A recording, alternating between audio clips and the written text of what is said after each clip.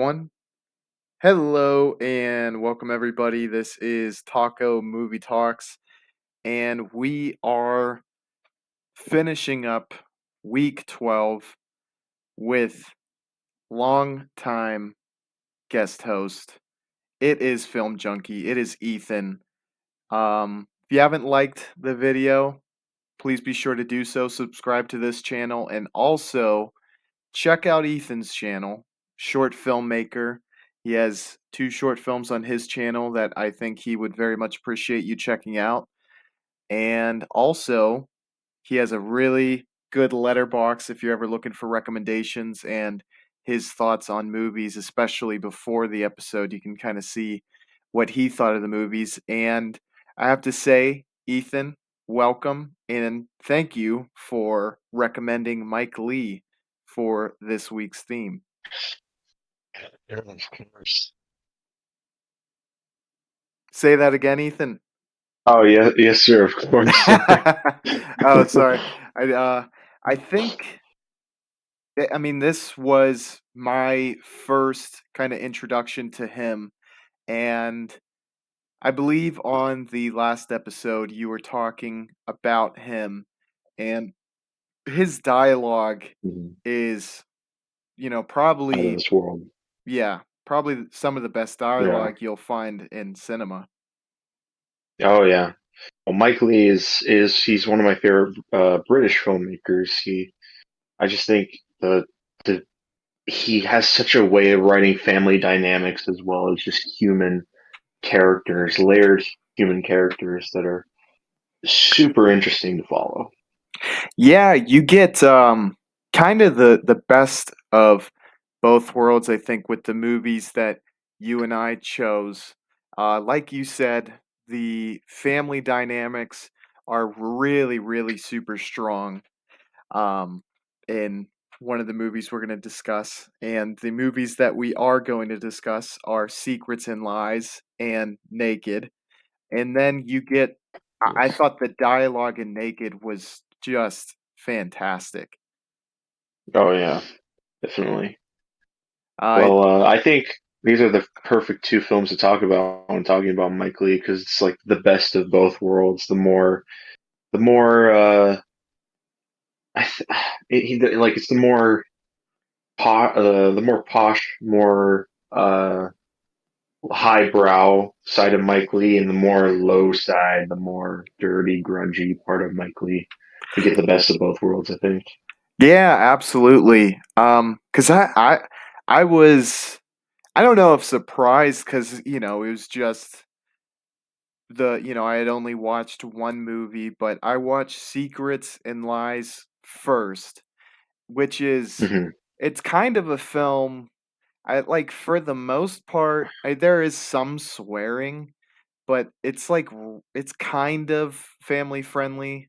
I guess if you're like a, Hmm. a little older, like as a kid, maybe like above 10, it probably wouldn't be too much. But and then Naked is just really, Brutal, yeah, absolutely. brutal. It's a brutal movie. Um, so I mean, you get pretty good range out of two movies, which is, I think, impressive for any director to kind of be able to do that. But his strengths kind of stick out in both as well. Yeah. How were you introduced to Mike Leigh? Well, I just like go through the film circle every now and then and see if I can find a new experience. And I heard about Mike Lee's across the internet. Like I watched some of the Criterion Closet videos. I watched some analysis videos, and I just saw it on Criterion one night, and I said, "All right, time to watch Naked." So I watched Naked for the first time, and I said, "This is good, but I don't know if I find this very interesting." And then I think about 3 months later, I something clicked where I watched it, and I was like, "Oh my goodness, this is amazing." You know, something that I think really should be said. is that the the performances from both of these movies were able to really stand out and be some absolutely amazing performances. Oh, yeah, definitely. I yeah, a lot I to talk about with those. I wonder, because you have more experience with Mike Leigh, would you consider Hmm. him to kind of be an actor's director, for lack of a better term?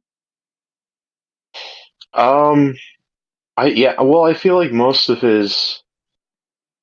uh most of his like strengths come in his more in his writing. I feel because Mm, he's able to set up these characters so well, mhm.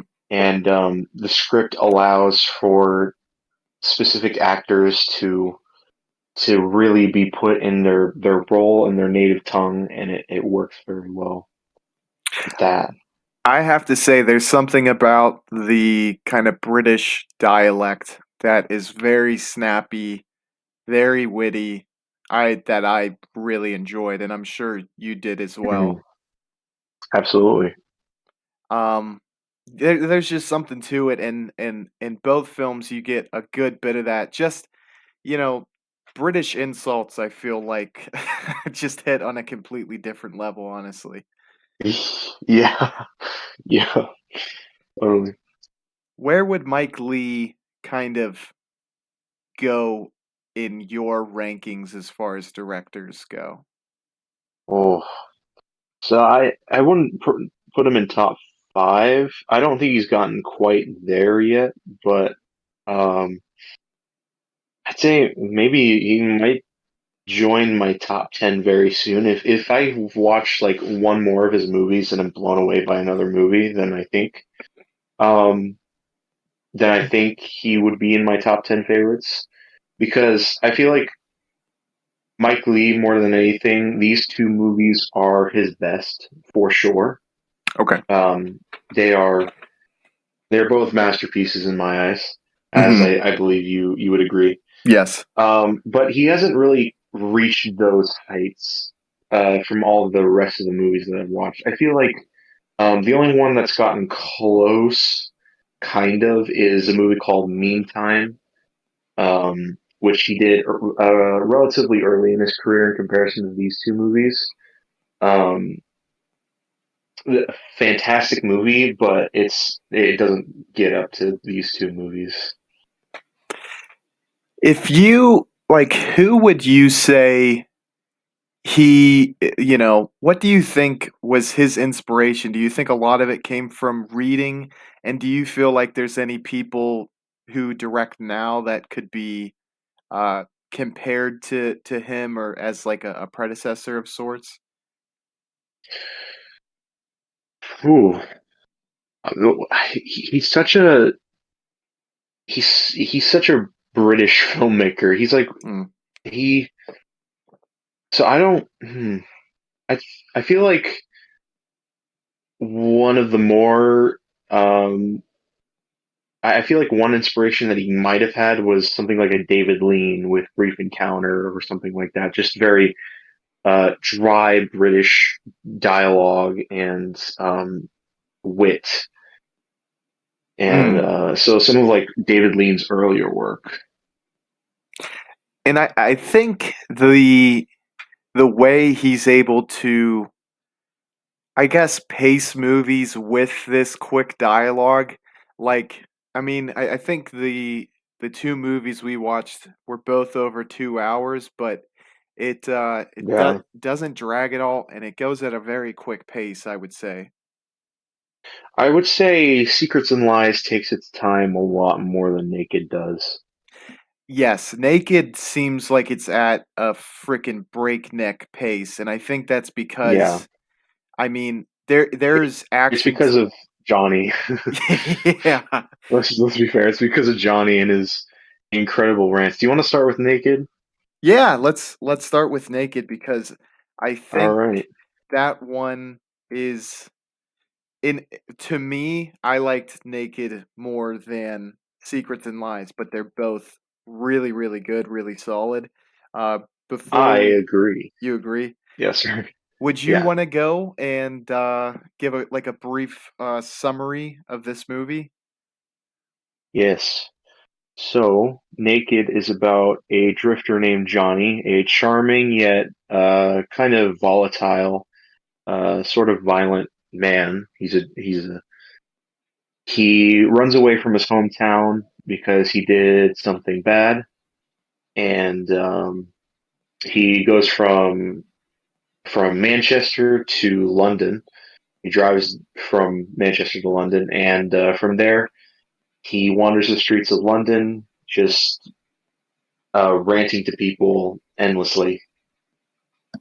Yeah, couldn't have summed it up better myself because the rants, I think, are it's the type of stuff that you're going to really remember after the fact because Yeah. I'm it was like that performance is one of the best performances I've Yes. seen.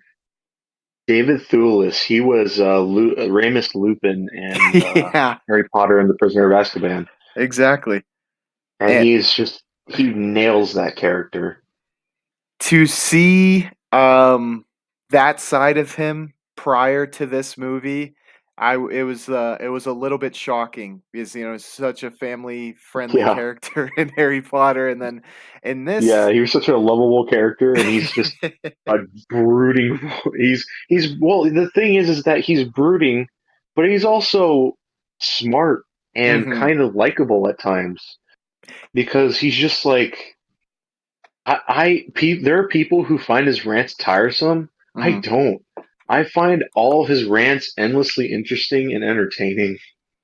I agree. I thought he was a very charming character, and it kind of made sense that I don't know. I when anytime I go to the city, um, you don't like having me personally. I don't like having strangers near me, but I Yeah, can understand why someone as charming as the lead was able to they would pick him up in their van. They'd let him into the building. He was able to go yeah, into another woman's house who he just met, and I'm like, I can kind of see that because you just would kind of talk your ear off, and he was charming. yeah. He was, and at the end of the day, he's kind of a tragic character too. He just seems like he's at a complete loss and is just angry with everything. Yeah. You never feel like I had trouble quite understanding what he was looking for. I feel like maybe to him, this was just how you could fully experience life and just talking to anyone and everyone. Hmm. Did you feel like you kind of could sense his motivations as a person? I, f- I feel like he is a person. He's searching for like it is hard to pinpoint, and I feel like that's what makes him such an interesting character. Is like uh, as someone when Roger Ebert he did a review on this a long time ago when the movie came out, and he liked the movie, and I think, or was it Gene Siskel that pointed it out? He pointed it out that uh, he's angry about people not knowing what he's angry about. And he's just a very confused person. Yeah, and he seems like he has everything figured out, but in a way, I feel it's like an internal conflict as well, where he doesn't quite life has. He's clearly not in the best situation, kind of being like a drifter, and Hmm. but he seems like he could very easily kind of become what he wants. He's intelligent, charming, like we mentioned, but um it's like he's something is broken inside him, and he's set on this Yeah, path that he can't quite escape. yeah. I I feel like that title. It feels like and like it something that I thought about when I was thinking about this movie is the fact that, well, there's a side plot in the movie which Mm, involves Johnny's ex girlfriend, uh, Louise, I believe her name is, um, and he goes to meet her, and then he leaves, and they're separated for the rest of the movie until the very end. mhm,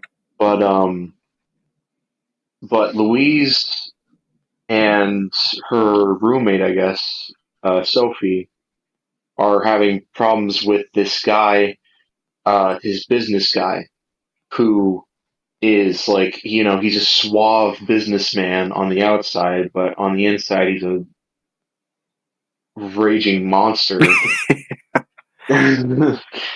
And I feel like the movie's title is a reference to how this movie is sort of depicting society, if it like the naked form of society, like it's uncovering the blanket and showing you like what's being discovered, like on the inside of people That's and a their lives.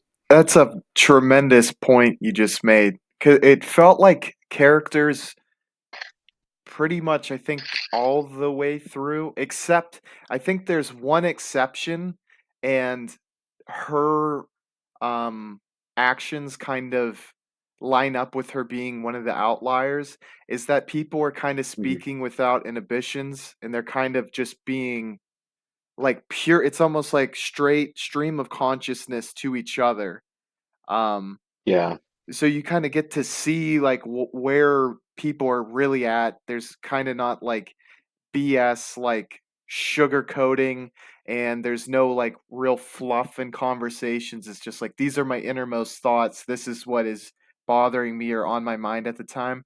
The one person yeah, who was kind of off was hmm the waitress at the yes, the place that, waitress. and she kicks him out because she Yeah, seemed and I very kind of was the opposite of everyone else. yeah, and when she doesn't want to, and when she closes herself up to Johnny, Johnny kind of explodes on her for a second before, like, it feels like he's like, it almost feels like he feels sorry for her in some way. I could kind of see that, um, because it seems like that is kind of um, a depiction of society that he is sick of. I mean, it seems like most things that are, society, he is almost like disgusted with, like the fact that his ex girlfriend works. He just kind of likes to take the piss out of people, as they would say in this movie, and Yeah, to see, I don't know if you would call it her, putting a facade on. It almost is something that he's like, I wish that you could just express yourself the way that I do so freely.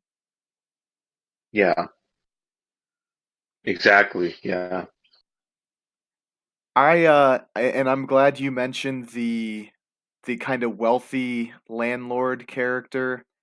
Um yeah. We don't even. He's such a shifty bastard. it We don't even know his name. It's like he switches between Jeremy and Sebastian. You don't know which one it is.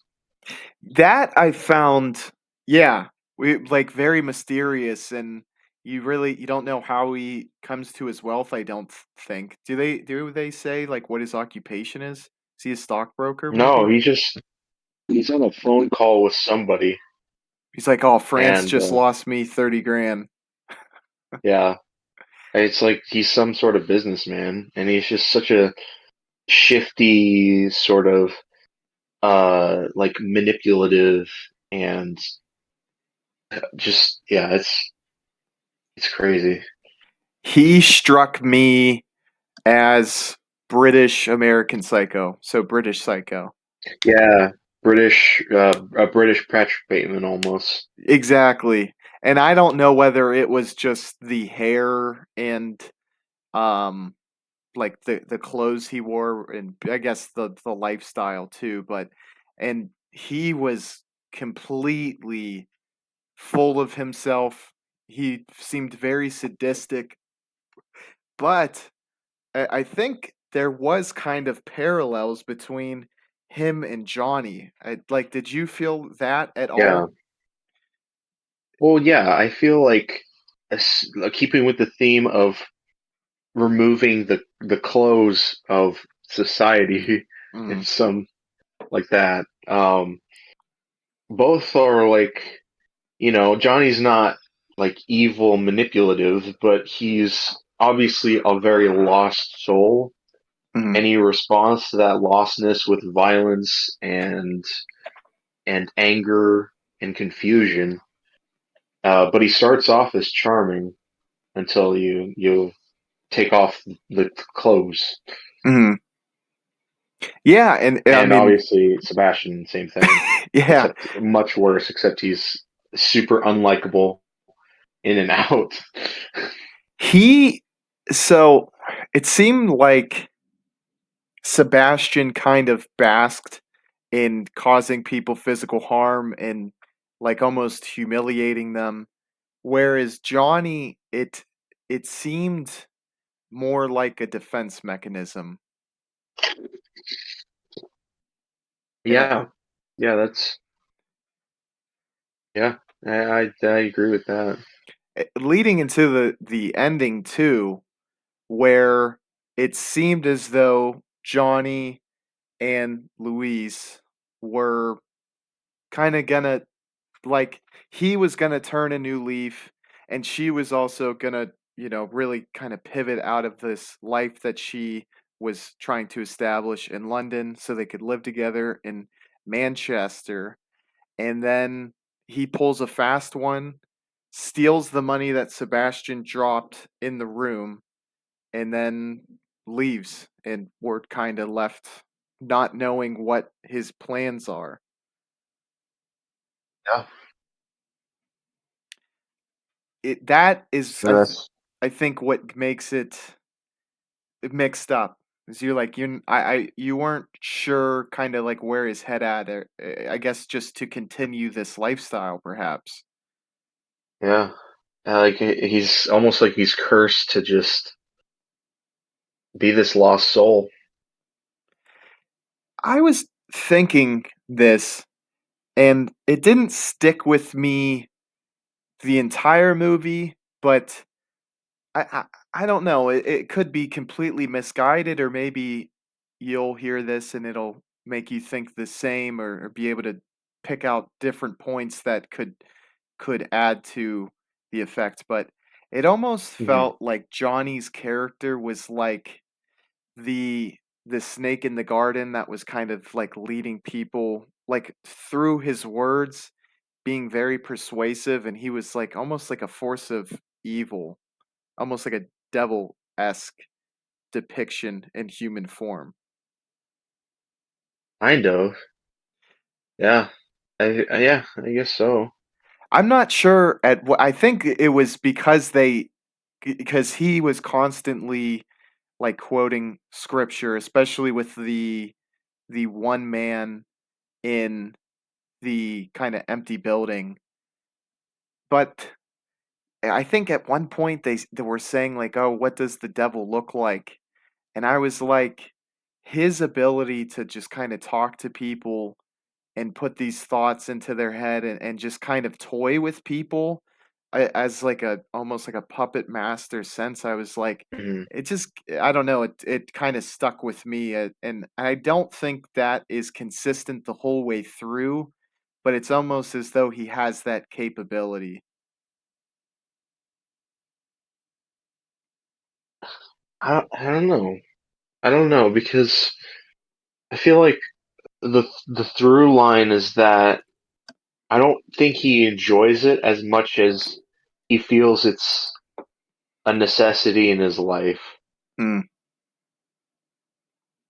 because he's such a lost soul. He's just such a lost person that he results in like just going around and just like unmasking people the same way he unmasks himself. Yeah, I think that's the way you put it. I like a lot.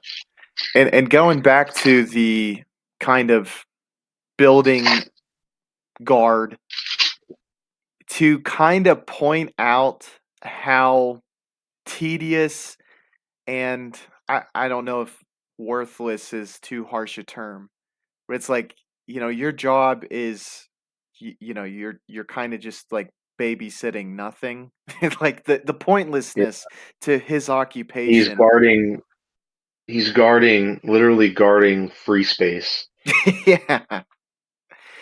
And I think that's about a pretty direct critique of kind of society where it's like we make up rules for things that don't even need to be done in the first place at times, and it's Mm. all these like it's kind of the absurdity of the structure that we've created within society, and he almost points a mirror up to it in a way. Yeah, I he's a character that I've been wanting that I've been wanting to write for a long time. It's the type of I would love to kind of get. Does Mike Leigh ever kind of delve into what inspired this character, or whether there was someone he actually knew, or was this just a testament to his screenwriting where he's like, I want to really pour a lot of my creativeness into one singular character? Well, well, I haven't really delved into like any of the commentary or anything in that nature. I wish I did, but it's definitely more indicative of obviously his darker stuff. I would consider Meantime part of that darkness. But that's also a family drama, but it's more dark in the sense that the two so it's about two sons who are trying to find jobs in London Hmm. that still live with their parents, and one feels like it feels like one is trapped almost into into following orders, Mhm. and yeah, it's an interesting watch, but I feel like it's more indicative of that, of just opening up and uh, just these lost characters in his films, and I feel like it's more aligned with those. Yeah, there's definitely kind of um, a a tough look at order as a whole through Johnny. And as far as like screenwriting, when you watch a film like this, how does it inspire you, and what are some takeaways when you watch this where you're like, these are some nuances I would like to add to my game? Well, Johnny is like that's the character I want to write. That's the character that I wish I could have written like first, Mhm. because he's just such a geniusly written character in terms of dialogue and in terms of just this this vicious uh this vicious like cycle of be like lostness and Mhm. as well as like anger and charm, um and just the way he talks to people, and having one-on-one conversations are just so interesting to me, and that's I draw a lot of inspiration from that. There's something that I've been writing uh, lately that actually is very inspired by Naked and Johnny as a character. Oh, that's awesome. I would definitely want to see anything inspired by this because it really shows how far the talent of screenwriting can take you, and I felt like almost entranced during Johnny's, monologues or his speeches, and Yeah, and as a character, I feel like he's complex in that he's both vulnerable but also is this type of presence that seems very kind of authoritative and powerful in a sense. Like he more than holds his weight in any verbal banter, but yet we see yeah, him physically beaten up. And I mean, would you describe him as an anti-hero as well? yeah, yeah. I think I would. I would say that too, because I th- I'm not sure if this was when we had talked about this or not. There's something to kind of showing in full force the vulnerabilities and the weaknesses of a character that it and then allows you to appreciate their goodness more than if you were to kind of just paint them as a purely good, almost saint. Yeah, definitely. Ethan, what would Yes. you rate this one, and any final thoughts on this? Well, it's a masterpiece. It's one that I've rewatched about 3 times, Wow. and I rarely rewatch movies already, but for me to rewatch it again and again, uh, 10, easy. One of my all-time favorite movies. Yes, this one is a 5 from me out of 5, and I think I'm right there with you. It's jumped in my rankings of all-time favorites, and for, a director's theme, not knowing much about Mike Leigh, but, I watched Secrets and Lies, and I was like, "Damn, like, this is really good," and then to follow it up Yeah, with Naked, like, I can see what all the hype is about. If you haven't watched it, yeah, you really should because I don't think any of the information we have talked about would spoil it in any way, and I honestly think you would get so much appreciation if you enjoy dialogue whatsoever. yeah. And Let's definitely check out Meantime as well. Meantime is a fantastic movie. I will have to check that one out because I do like Mike Leigh a good deal after this week. Um, Delving into our second movie, we have Secrets and Lies in 1996, in which we have an optometrist who has recently lost her mother, and she is now orphaned, as you would say. I mean, she's older, but as the saying goes, Hortense. And she knew growing up that she was adopted, and I think after losing her last parental figure, and even at a later age, is compelled to search out her biological mother. And Mhm. we kind of get these intertwining stories in which we have Hortense's mother, Cynthia, as well as Cynthia's brother, Morris. We get their stories as well as Roxanne, who is Cynthia's other daughter who lives with her. And it all climaxes with them all getting together for Roxanne's 21st birthday and the big news kind of being dropped on everyone, which is that Mhm. Hortense, who is um, black, and Cynthia, who is white, well, Hortense is Cynthia's daughter. And Mhm. what did you think about this movie right out of the gates?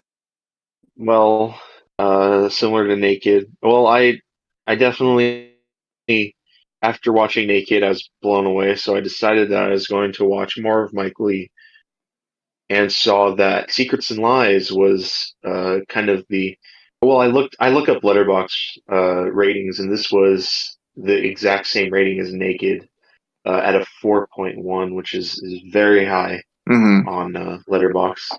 So I decided to check out Secrets and Lies, and this is so so close to being as good as Naked for me that Mhm. it's tied almost. It's almost tied. I feel like Naked just barely edges it out, but I adore this movie as a drama, as a family drama, and just it is perfect. I Almost.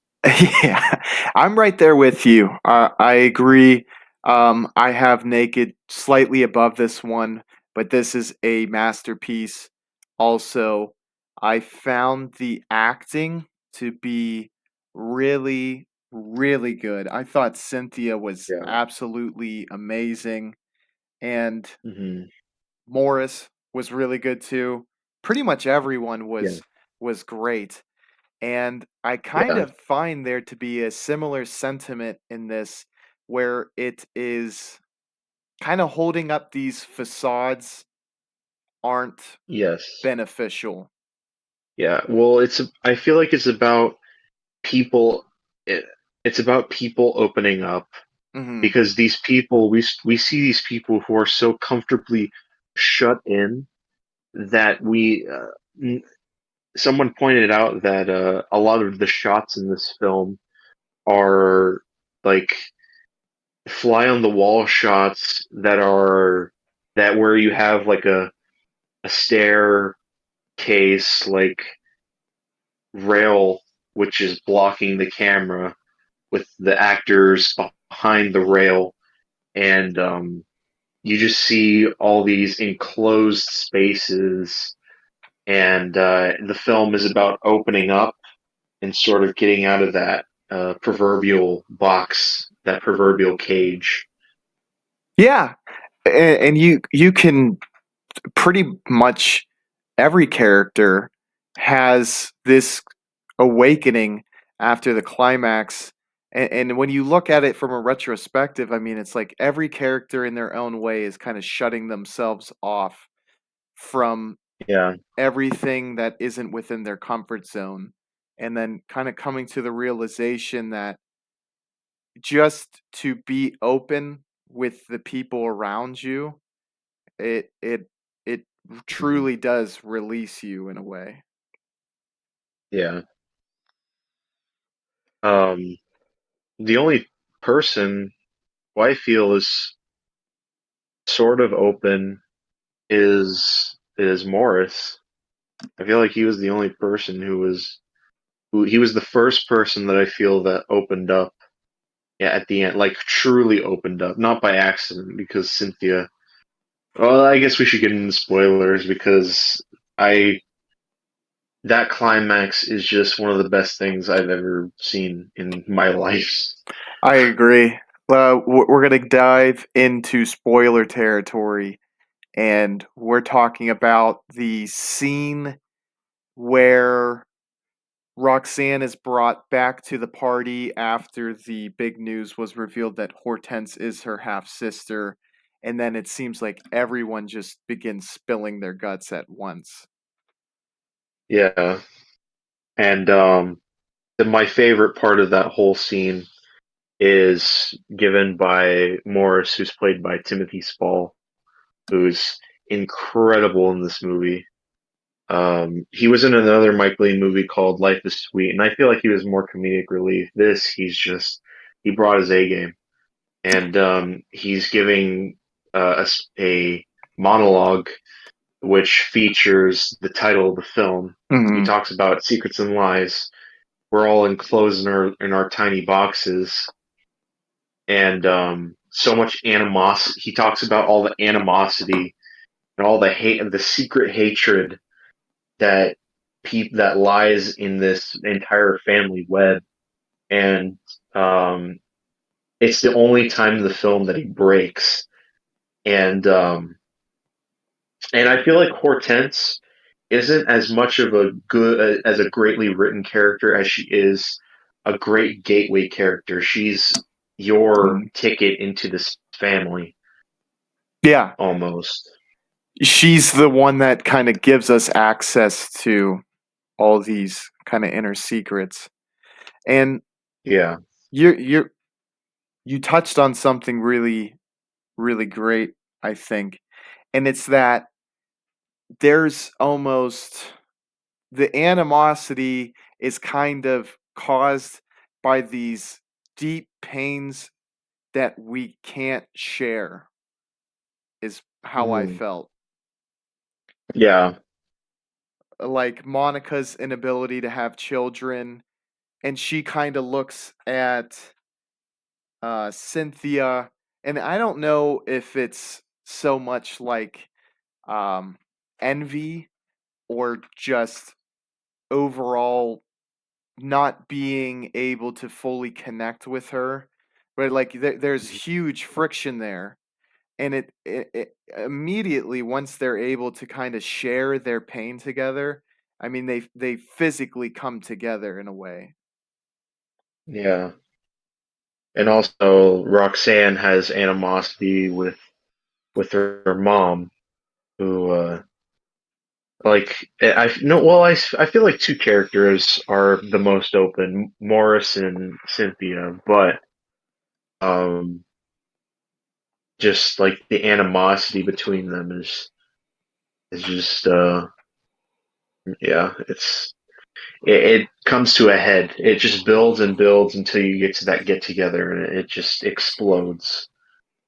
Probably one of the best movies to kind of build up their their their climax, I would say. Yeah. And you really go through the gamut of emotions too, because you get to see Cynthia's life kind of improve by building this relationship with Hortense that she isn't or wasn't quite able to have with Roxanne. And like those are really Yeah. good, like wholehearted moments of this film that I quite liked. Mhm. Yeah. That's like those were the kind of almost the breaks that you would have for all the awkward, just like almost kind of borderline unwatchable, but in that you get that just that beautiful execution and the drama. And I think that when a movie it gets good when it's you know a movie's good when you have points where they're borderline unwatchable, but they're just watchable enough to where you like you will never ever forget it. Yeah, for me, one of those scenes was when Roxanne and Cynthia had pretty much a physical altercation, in which Hmm. it is right before Hortense calls, and like that, I don't even know, maybe 5 to 10 minute sequence of cinema is really good. I don't think it quite tops the climax, but it's like to kind of go through all of that, it's just so emotionally loaded. Those like 5 to 10 Yeah, minutes. yeah. You know, another character I want to point out because I thought his performance was really good, and it was almost kind of a weird break in that his character was kind of unique compared to the rest of the cast, and that was Stewart, who had formerly owned the photography place that Morris works at now. And to kind of hear like his Oh yeah. story, I thought was great. Hmm. he's so kind of nihilistic, and he's really forthright eventually. And just to kind of see that, I wonder, you know, if that was what led to Morris just saying, you know what, even though he's kind of in a worse place now, the honesty that he was able to have was something he thought was needed within his life. Yeah. Yeah, definitely. Overall, I think we both really liked this movie. Um, Oh yeah. I gave this one 5 out of 5. Did you Yes. you are on that as well? It is like it is just a hair less than Naked for me. I also give this a 5 out of 5, 10 out of 10.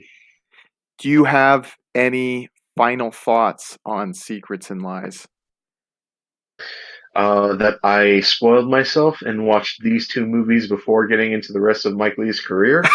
I regret that.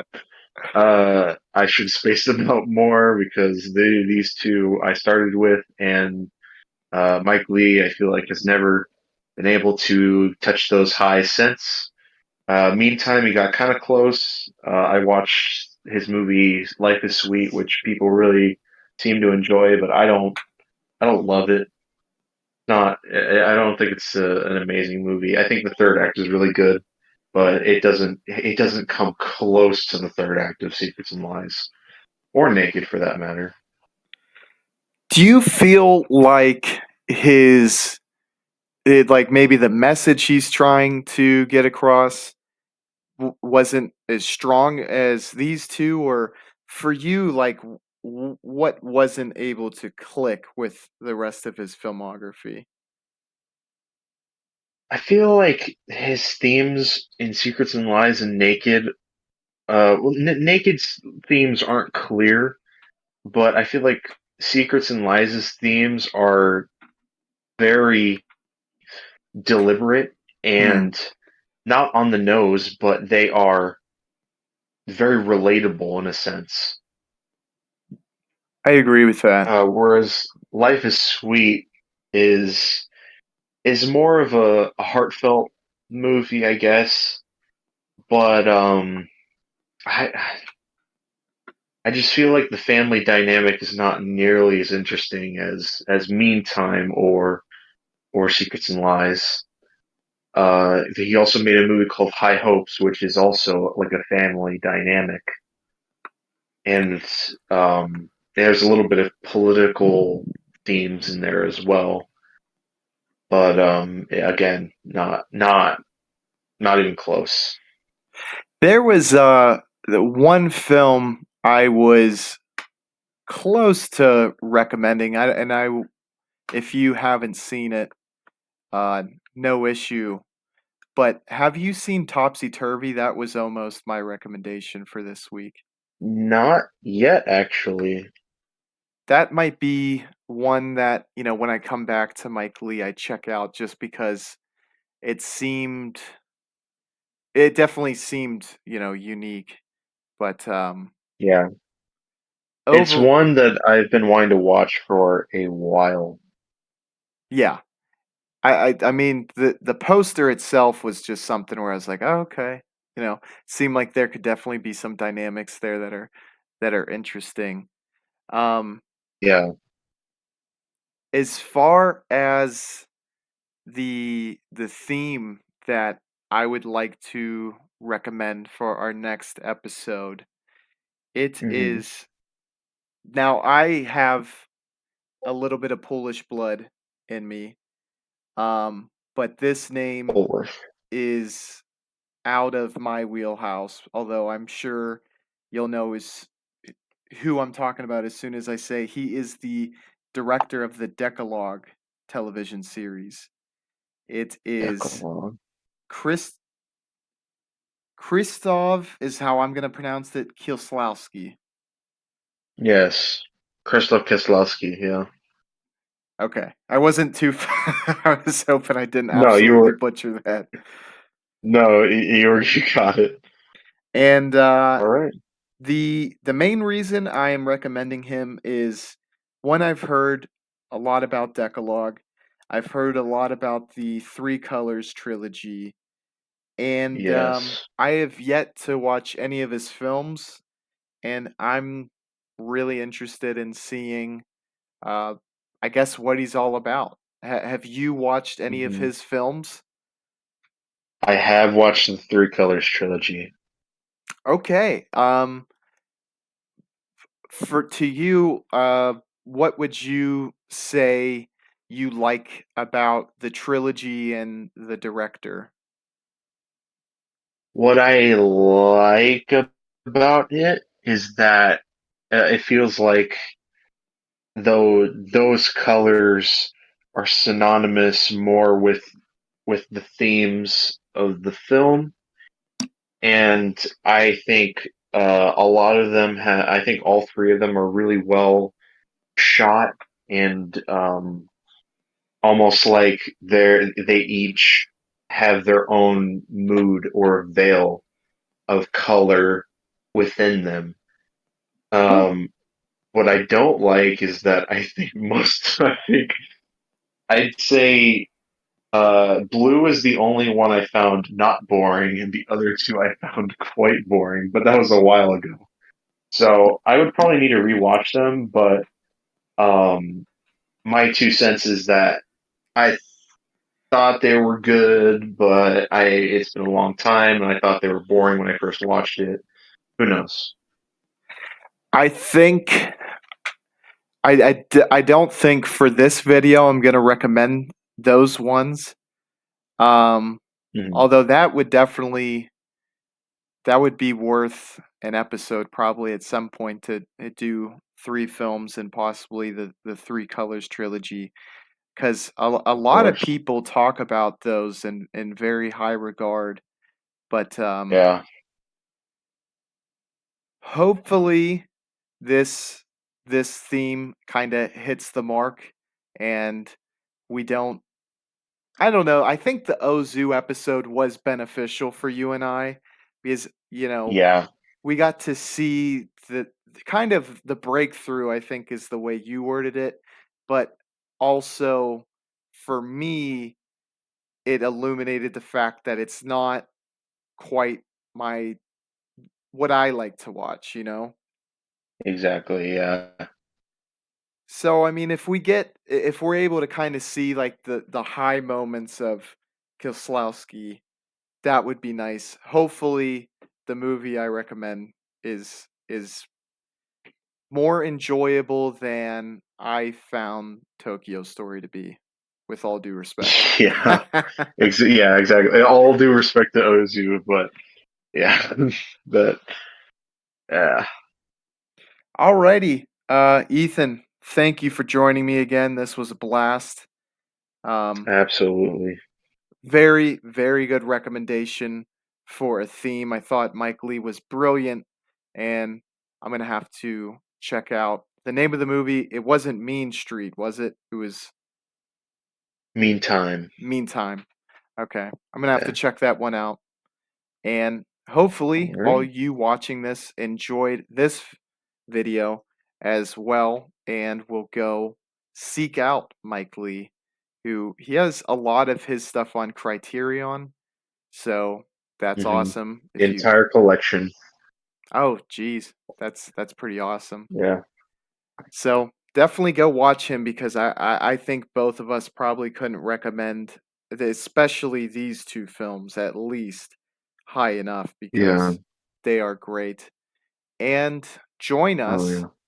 on the next episode where we talk about Krzysztof Kieslowski, which we will do a challenge of trying to say that 5 times fast to start next video. All right. I Now you're really getting to the YouTube, the YouTube algorithm. Thank you very much, Ethan. I appreciate you coming on, man. Of course. See y'all on the next episode. Bye.